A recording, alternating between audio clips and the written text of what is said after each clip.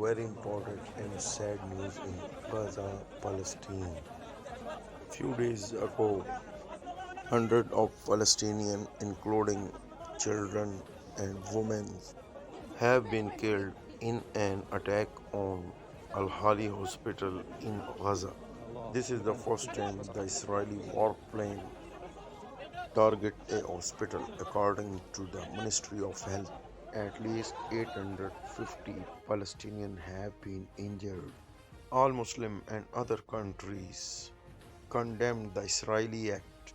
An international human rights movement, Vice President in Pakistan and Ihrm Ambassador France, Vice President Human Rights Protection and Social Justice Peer Malak Nisar Ahmad Awan says, who have presently, publicly, and openly declared their intention to commit a war crime and have commenced that war crime against the people of Gaza, saying that they intend to starve of food, electricity, water of 2.2 million people.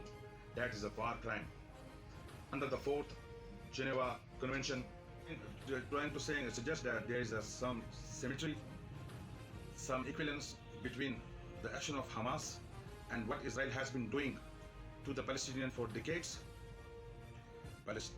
Will you admit that the terrible loss of life and escalation of violence that we have seen in the last few days is simply a continuation of the crime against the humanity?